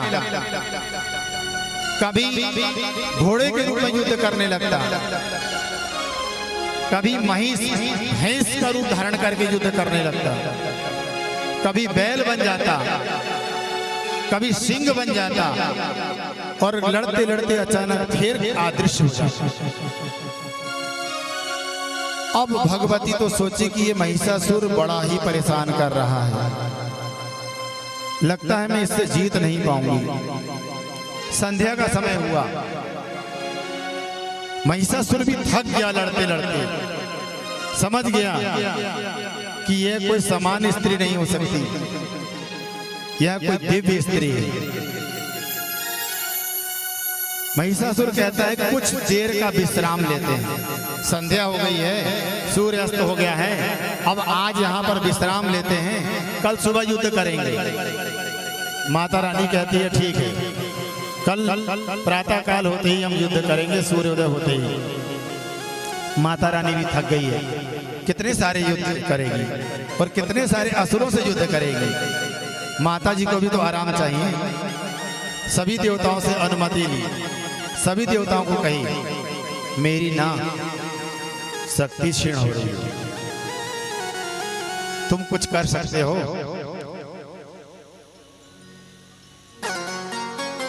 देवताओं ने कहा माता आप आदेश तो करें, क्या चाहिए? माता कहती है मुझे मधु दे दो। क्या दे दो? मधु दे दो, मैं शहद पीना चाहता हूं।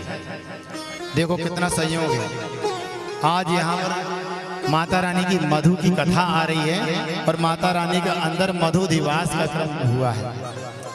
माता रानी मधु में उधर स्नान कर रही है, मधु में अधिवास है और इधर मधु की कथा चल रही है। माता रानी कहती मुझे शहद चटा दो, शहद चाटूंगी तो मुझे शक्ति आएगी। हेल्थ इज वेल्थ, और शक्ति आएगी तो फिर मैं लड़ूंगी। माता रानी को सभी देवताओं ने मधुपान कराया, मधु मतलब शहद पान कराया। गर्ज गर्ज क्षण मूढ़ मधु यावत्पिबाम्यहम् मया त्वयि हतेत्रैव गर्जिष्यन्त्याशु देवता। माता रानी ने जैसे ही मधु पान किया है, शहद का पान किया है, प्रसन्न हो गई, खुश हो गई, शक्ति आ गई, युद्ध के लिए तैयार हो गई। प्रातः काल हुआ, महिषासुर से माता रानी युद्ध करने के लिए समर में आ गई और प्रचंड युद्ध होना प्रारंभ हो गया। महिषासुर का माता रानी के साथ घनघोर युद्ध होने लगा। सैनिकों ने कहा भगवान आप पीछे हो जाइए, हम युद्ध करते हैं। महिषासुर कहा हमारे जैसे व्यक्ति को तो उसने परास्त करने को देख रही है, तुम जैसे सैनिक पीछे ही रहो तो ज्यादा अच्छा है। माता रानी ने कहा हे कालिका, हे चामुंडा, आप दोनों को मैं आदेश करती हूँ, जितने सैनिक हैं, जितने छोटे छोटे हैं, इन सब के भक्षण करने की जिम्मेदारी तुम्हारी, तुम इनको भक्षण कर जाओ। अब इधर कालिका माता रण में उतर गई, कपाल हाथ में ले ली, खड्ग हाथ में ले ली और गाजर मूली की तरह काटते हुए रास्ता बनाते हुए बिल्कुल चली जा रही है, बिल्कुल साफ। गोविंदाय नमो नमः। जैसे हमारे माताएं सुबह के टाइम झाड़ू लगा करके शाम के टाइम झाड़ू लगा के कचरा बाहर कर देती है, वैसे ही हमारे यहाँ कालिका माता ने ऐसे झाड़ू लगाई है कि जितने राक्षस थे सब बिल्कुल कचरे की तरह, तिनके की तरह पूरे प्रांगण को माता रानी ने साफ कर दिया। महिषासुर का विकराल युद्ध माता रानी से प्रारंभ हो गया। माता रानी ने विकराल युद्ध किए है, विराट युद्ध हुआ है और कई 100 वर्ष तक युद्ध चला। देवताओं ने कहा भगवती हमको डर लग रहा है, अपनी लीला बंद करो और इसको मृत्यु के घाट उतारो। माता रानी ने सोचा चलो ठीक है। माता रानी ने तलवार निकाली और महिषासुर की गर्दन काट दी। महिषासुर की गर्दन काटते ही महिषासुर पुनः महिष के रूप में परिवर्तित हो गया, क्योंकि उसका जो स्वरूप था वो भैंसे का शरीर था और मुख उसका मनुष्य का था।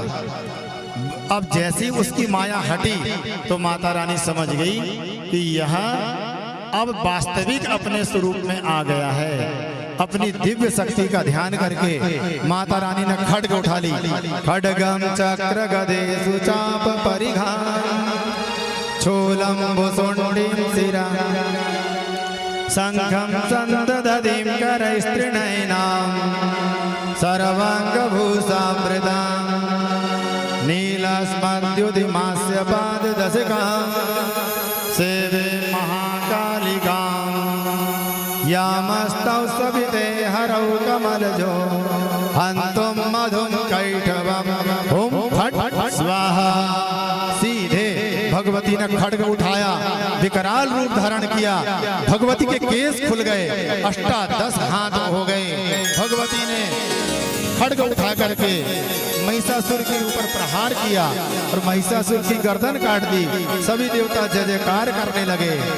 गर्दन कटने के बाद भी धड़ आगे चलता रहा, गर्दन पीछे गिर गई। हाथ में शस्त्र लिया, महिषासुर मारने के लिए आगे चला। माता जी ने दोनों हाथ काट दी, फिर भी आगे बढ़ता रहा पैर के बल पे। माता जी ने दोनों पैर काट दी। अब महिषासुर धड़ाम से पृथ्वी पर गिर पड़ा। माता रानी ने पूरे शरीर का छिन्न भिन्न चक्रों से टुकड़े टुकड़े कर दिया, चक्रों से पूरा, ताकि उठ करके फिर से बैठ ना पाए। सभी देवताओं ने जय जयकारा लगाई। जयकारा शेरावाली का बोल साचे दरबार की। सभी लोगों ने जय जयकारा लगाई है। जय दुर्गे जय दुर्गे, शिव दुर्गे शिव दुर्गे, अम्बे माता की जय, अटल छत्र की जय, सच्चे दरबार की जय। हे दरबार वाली वीर साहब आपकी सदाई जय। नमः पार्वती पतये हर हर महादेव। सभी देवताओं ने पुष्प वृष्टि करना प्रारंभ कर दिए। आनंद उमंग हो रहा है।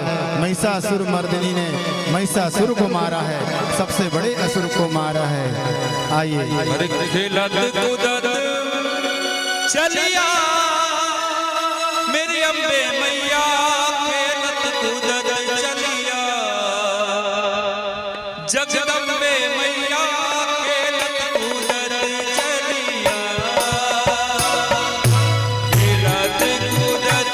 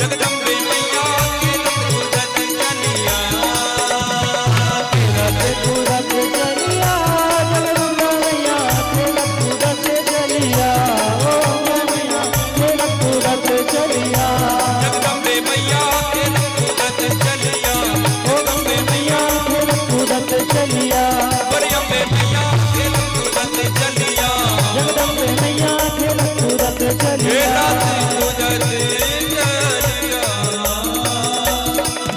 बोलिए महिषासुरमर्दिनी मैया की जय जय नमः पार्वती पतये हर हर महादेव। निशुंभ शुंभ मर्दिनी प्रचंड मुंड खंडनी बने रने प्रकाशनी भजामि विंध्यवासिनी। आज माता भगवती सभी असुरों का वध करने के बाद अब निश्चिंत होकर के अपने स्थान पर विराजमान हुई। इंद्र देवताओं से कहा कि अपने अपने लोक में जाकर के सुख पूर्वक रहो। सभी लोगों ने माता रानी से प्रार्थना किया, प्रणाम किया। ओम या देवी सर्वभूतेषु शक्ति रूपेण संस्थिता नमस्तस्यै नमस्तस्यै नमस्तस्यै नमो नमः। हे माता शक्ति, आद्या शक्ति माँ भवानी, हम आपको बारंबार प्रणाम करते हैं। प्रणाम करके सभी देवता अपने अपने लौट गए। लौटने के बाद अब असुरों में खलबली मच गई। अरे भैया, कौन कौन बचे और कौन कौन गए? तो पता चला कि रक्त बीज बचा और रक्त बीज ने खोजना प्रारंभ किया, हम लोगों में सबसे शक्तिशाली कौन है। सामने देखा शुंभ और निशुंभ नाम के दो असुर सबसे शक्तिशाली थे। शुंभ निशुंभ से कहा, भैया हमको जो है बदला लेना है इंद्र से, तो इंद्र से बदला लेने के लिए तपस्या करना होगा। इसलिए शुंभ निशुंभ तुम जाकर तप करो। शुक्राचार्य जी ने मंत्र दिया भगवान ब्रह्मा का, जाओ ब्रह्मा से वरदान लो। घनघोर जंगल में अंदर चले गई। चिड़ियों की चहचहाट, शेर सिंह की दहाड़, सब प्रकार की आवाज आ रही, फिर भी दोनों असुर निडर होकर के घनघोर जंगल में अंदर प्रवेश कर गए। और नदी कलकल कलकल बह रही है। उसी नदी के झरने के पास में जाकर के दोनों समाधि लगा करके बैठ गए। और समाधि लगाकर बैठ करके जप करते हैं, ओम ब्रह्मणे नमः, ओम ब्रह्मणे नमः, ओम ब्रह्मणे नमः। भगवान ब्रह्मा की कई 100 वर्ष तपस्या किया और तपस्या करने के प्रभाव से भगवान प्रसन्न हो गए, साक्षात दर्शन दिए। अरे पुत्रों, तुमने कठोर तप किया है, वरदान मांगो, क्या चाहते हो? बोले भगवान फिर वही वरदान, हमें अमर कर दो। तो बोले असुरों, अमर के अतिरिक्त कोई और वरदान मांगो, मैं देने को तैयार हूं, लेकिन अमर नहीं कर सकता। तो बोले भगवान ठीक है, जो महिषासुर ने मांगा था वही वरदान इसने भी मांग लिया कि ना मैं यक्ष से मरूं, ना किन्नर से मरूं, ना देवता से मरूं, ना देव से मरूं, ना दिव्य गणों से मरूं, ना मैं पुरुषों से मरूं, ना पक्षी से मरूं, ना मैं किसी भी जीव जंतु से मरूं, मैं किसी से न मर सकता। हाँ, रही बात स्त्री की, तो मैं स्त्री को अबला और कमजोर समझता हूँ, इसीलिए स्त्री को छोड़ करके मैं किसी से न मरूं। भगवान ब्रह्मा जी ने कहा तथास्तु।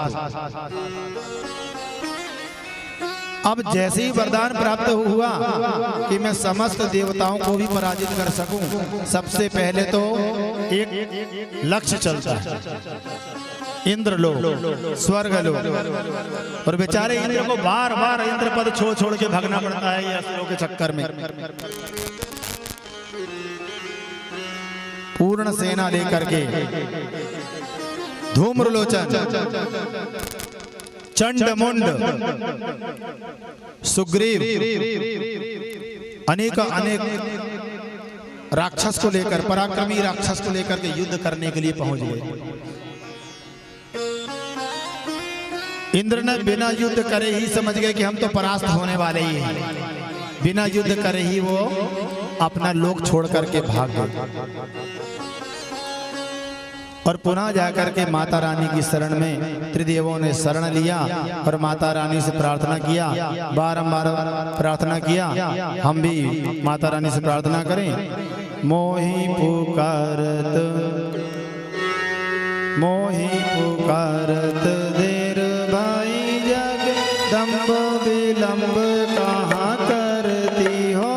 मोहि पुकारत देर भाई जगदम्ब विलंब कहाँ करती हो। मोहि पुकारत देर भाई जगदम्ब विलंब कहाँ करती हो। मोहि पुकारत देर भाई जगदम्ब विलंब कहाँ करती हो। मारी दियो महिषासुर को हरि को तुम ही दल दियो। मधुकैटभ दैत्य विध्वंस कियो, नर देवन के तुम ईश गतियो। दुष्टन मारी आनंद कियो, दुष्टन मारी आनंद कियो। निज सेवक के दुख को हरियो। मोहि पुकारत देर भाई जगदम्ब विलंब कहाँ करती हो। मोहि पुकारत देर भाई जगदम्ब विलंब कहाँ करती हो।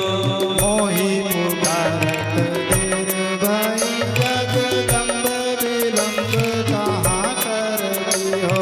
मोहि पुकारत देर भाई जगदम्ब विलंब कहाँ करती हो। माता रानी प्रकट हो गई। प्रकट होकर के और सभी देवताओं को आशीर्वचन प्रदान करती है। आप चिंता न करें, मैं सभी का क्लेश हरूंगी। आशीर्वचन दिया। सभी देवताओं ने हाथ जोड़ करके प्रार्थना किया। जयंती मंगला काली भद्रकाली कपालिनी दुर्गा क्षमा शिवा धात्री स्वाहा स्वधा नमोस्तुते। हे माता जगदम्बा, अब आपका ही सहारा है, देख लेना। समर के लिए निकल पड़ी है, पूरी सेनाओं को लेकर के निकल पड़ी है। चंड मुंड रक्त बीज धूम्र लोचन सभी प्रमुख युद्ध करने के लिए आ गए। भवानी जंगल में जाकर विराजमान हो गई और विराजमान होकर के अपने बाईं भुजा से एक शक्ति का निर्माण किया, महाकालिका का निर्माण किया। दाहिने हाथ से एक चामुंडा भगवती का प्राकट्य किया। दोनों भगवतियां सामने खड़ी हो गई और चामुंडा देवी वीणा वादन करने लगी, संगीत वादन करने लगी। आदि शक्ति मां भवानी अदृश्य हो गई, दो शक्तियों को छोड़ दी। चामुंडा भगवती वीणा वादन कर रही है, कालिका उनकी सेवा कर रही है।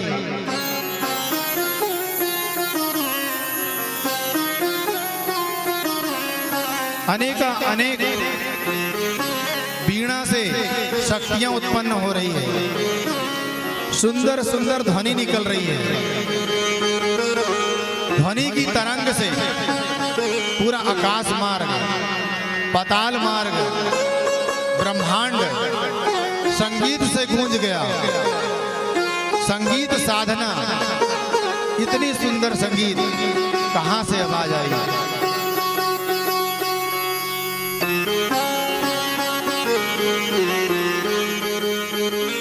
निशुंभ के मंत्री सुग्रीव को पता चला कि कोई एक सुंदरी है जो जंगल में बहुत ही सुंदर वीणा वादन कर रही है।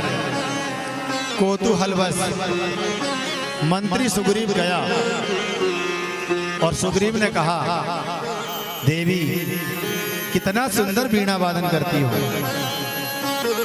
आप हमारे स्वामी की स्वामिनी बनने योग्य हो, इसलिए आप हमारे साथ चलो। भगवती ने कहा, मैं वन देवी हूं, मेरा एक उद्देश्य है, जो मुझे युद्ध में परास्त करेगा मैं उसकी पत्नी बन जाऊंगा। उसके लिए पहले मुझसे युद्ध करना होगा। देवी आप हट ना करें, आप हमारे साथ चलें। सुग्रीव को मना कर दी। सुग्रीव लौट करके आ गए और शुंभ निशुंभ के महल में जाकर कहते, भगवान मैंने एक अति सुंदर रमणीय पवित्र आत्मा वीणा वादन करते हुए देखा है, जो कि महारानी बनने योग्य है। मैंने उनसे निवेदन किया, लेकिन वो बहुत नखरीली है, वो बहुत सुंदर है। तो शुंभ और निशुंभ कहते हैं, जो सुंदर होते हैं ना, उनको अपने सुंदरता पर गुमान होता है। और हो भी क्यों ना, किसी को धन का घमंड होता है, किसी को बल का घमंड होता है। तो जब वो इतनी अपूर्व सुंदरी है तो उसको घमंड करना तो बनता है। तो कोई बात नहीं, उसको घमंड भी है तो कोई बात नहीं, हम उसे स्वीकार करेंगे। हम जाएंगे, उसको पराजित करके अपनी रानी बनाकर रखेंगे।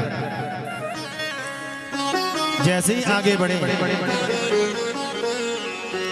राक्षसों के जो सैनिक हैं, मंत्री हैं, योद्धा हैं, उन्होंने कहा, भगवान आप जाओगे तो हमें आनंद नहीं आएगा, एक काम करते हैं हम जाते हैं। धूम्रलोचन ने कहा, पहले मैं जाता। और धूम्रलोचन माता रानी के पास गया और माता रानी के सामने प्रस्ताव रखा। जैसे ही माता रानी के सामने प्रस्ताव रखा, माता रानी से युद्ध करने की चेष्टा करने लगा। माता रानी पूर्ण वेग में थी। माता रानी ने जैसी हुंकारी बड़ी, हूम फट स्वाहा गोविंदाय नमो नमः। धूम्रलोचन भस्मीभूत होकर वहीं समाप्त हो गए।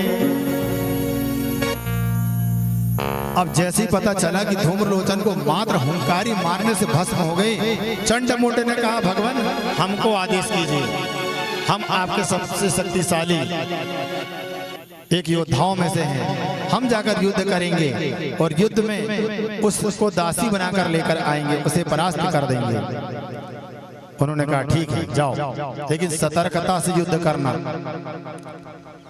चंडमुंड अपनी पूरी सेना को लेकर के राक्षसों के साथ में आ गए और चंडमुंड के साथ बहुत भयंकर युद्ध प्रारंभ हो गया।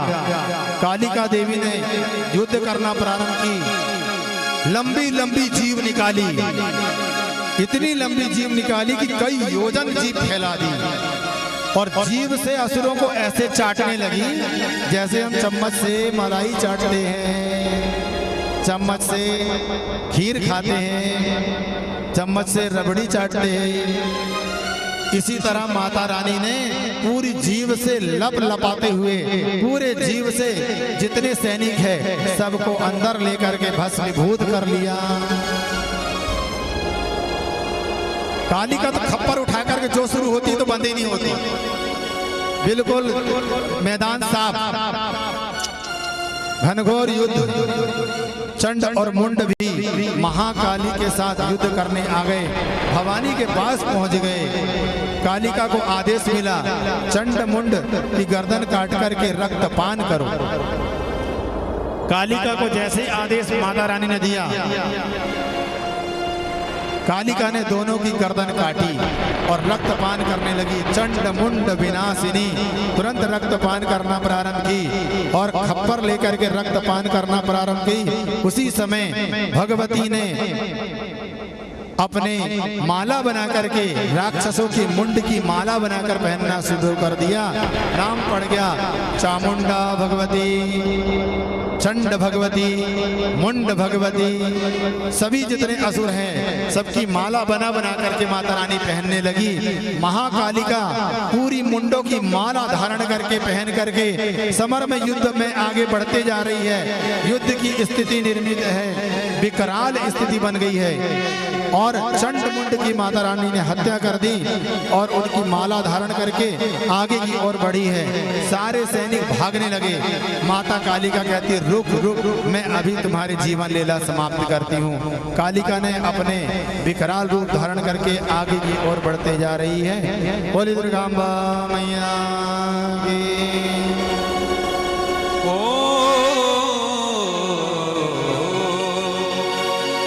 तेरा दर्द तो हकीकत में दुखियों का सहारा है माँ। ये दरबार तेरा मैया, दरबार तेरा मैया, जन्नत का नजारा है। तेरा दर्द तो हकीकत में दुखियों का सहारा है। तेरा दर्द तो हकीकत में माँ दुखियों का सहारा है। तेरा दर्द हकीकत में दुखियों का सहारा है। तेरा दर्द तो हकीकत में दुखियों का सहारा है माँ। तेरा दर्द हकीकत में दुखियों का सहारा है। तेरा दर्द माँ, तेरा दर्द हकीकत में दुखियों का सहारा है। तेरा दर्द हकीकत में दुखियों का सहारा है। दरबार तेरा मैया, जय हो। ए दरबार तेरा मैया, जन्नत का नजारा है। दरबार तेरा मैया दुखियों का सहारा है।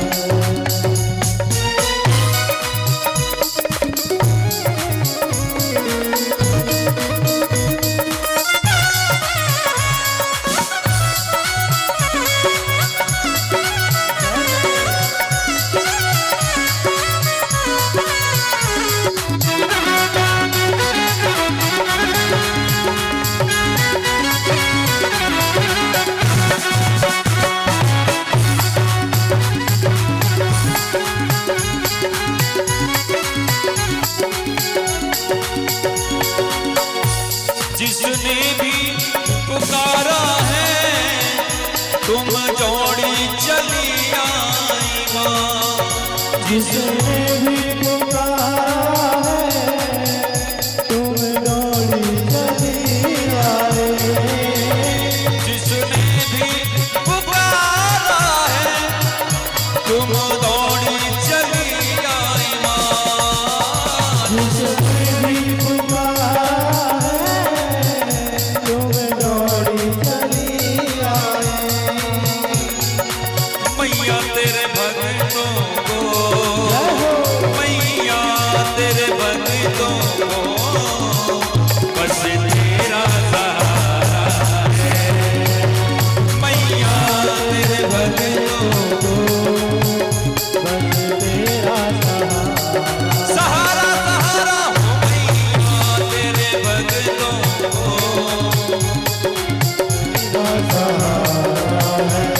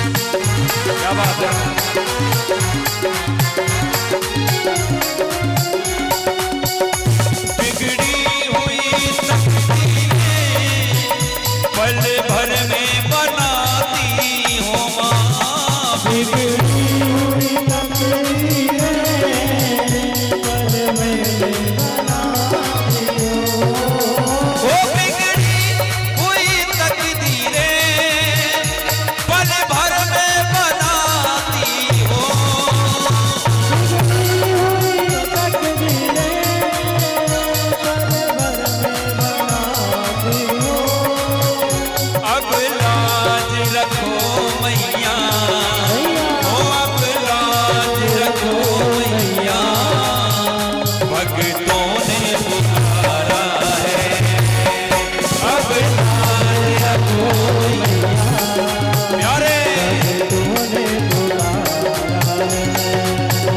तेरा दर तो हकीकत में दुखियों का सहारा है माँ, तेरा दर तो हकीकत में दुखियों का सहारा है। तेरा दर तो हकीकत में वो दुखियों का सहारा है, तेरा दर तो हकीकत में दुखियों का सहारा है। ये दरबार दरबार दरबार दरबार दरबार तेरा मैया, ये दरबार तेरा मैया, जन्नत का नजारा दरबार तेरा दुखियों का सहारा है। तेरा दर तो हकीकत में दुखियों का सहारा है। तेरा दर तो हकीकत में दुखियों का सहारा क्या बिगाड़ेगा भला मेरा जमाने वाले, मेरी मैया है मेरी लाज बचाने वाली, तेरे रहमो करम का क्या कहना, तेरे रहमो क्या तेरे रहमो करम का क्या कहना, मैया मैया जी मैया जी मैया जी मैया जी मैया जी मैया जी मैया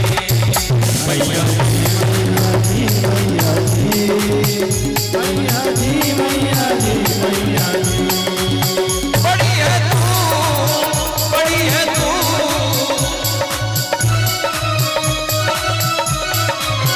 बड़ी है तू, बड़ी है तू, बड़ी है तू, हे माई सबसे बड़ी है तू, ओ माई सबसे बड़ी है तू, सबसे बड़ी है तू, हमारी सबसे बड़ी है मैया सबसे बड़ी है तू, मैया सबसे बड़ी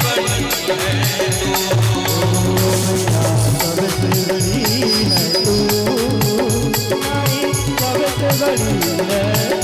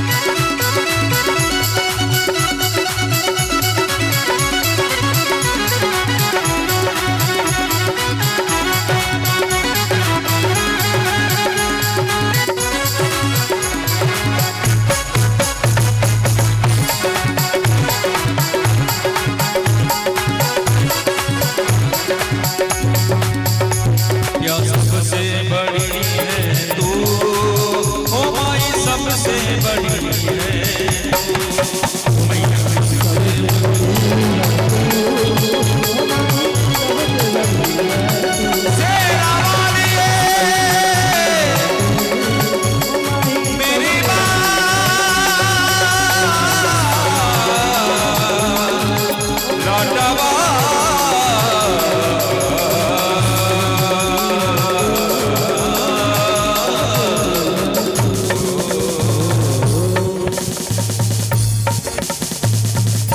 बोलिए चामुंडा मैया की जय जय चंड मुंड विनाशिनी, चंड और मुंड दोनों का विनाश कर दिया, नाम पड़ा चामुंडा। बोले चामुंडा मैया की जय जय। अब इसके पश्चात सबसे खतरनाक असुर जो महाशक्तिशाली रक्त बीज है, भगवान शिव का परम भक्त है, घनघोर तप किया, ऊर्ध्वपातो नवो दृष्टि, धूम्रपान करके कई वर्षों तक घनघोर तप किया। और जब कुछ भगवान का दर्शन का कुछ भाव नहीं दिखा तो निराजल निराहार रह करके शीर्ष आसन लगा करके कई 100 वर्ष तपस्या किया। इतना घनघोर तप किया कि भगवान शंकर को प्रसन्न होकर के पृथ्वी लोक पर आना पड़ा और आकर के आशीर्वाद देना पड़ा। हे रक्त बीज, तुम्हें क्या वरदान चाहिए? रक्त बीज कहता है, भगवान मैं किसी से भी ना मरूं, ऐसा मुझे वरदान दीजिए, क्योंकि मैंने देखा है। तो मुझे ऐसा वरदान दीजिए कि मैं किसी से भी ना मर सकूं। तो भगवान ने कहा, ऐसा कोई वरदान तो हो नहीं सकता कि तुम अमर के बदले तुम चाहो कि किसी से ना मर सको। इसका तात्पर्य हुआ कि तुम अमर ही होना चाहते हो। तो बोले भगवान ठीक है। वही वरदान मांगा जो अन्य असुरों ने मांगा था कि मैं ना देवता से मरूं, ना यक्ष से मरूं, ना किन्नर से मरूं, ना मनुष्य से मरूं, और स्त्रियों से मुझे भय नहीं है। लेकिन फिर भी मुझे वरदान में एक वरदान और दीजिए, यदि मुझे कोई मारे और मेरा खून रक्त पृथ्वी पर एक बूंद भी गिरे तो मेरे जैसा एक रक्त बीज दानव पैदा हो जाए।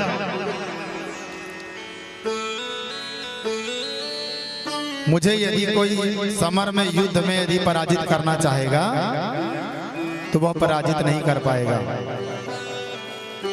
स्त्रियों से मैं डरता नहीं, इसलिए स्त्रियों की बात मैं करता नहीं।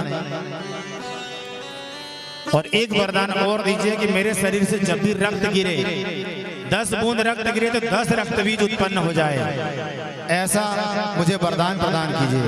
भगवान शंकर भोलेनाथ भोले भंडारी वरदान देकर चले गए। आज युद्ध में समर में रक्त बीज आकर युद्ध करना प्रारंभ किया।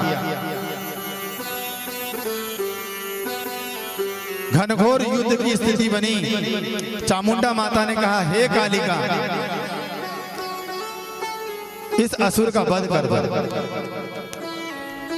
रक्त बीज के साथ में युद्ध हो गया माता जी का प्रारंभ।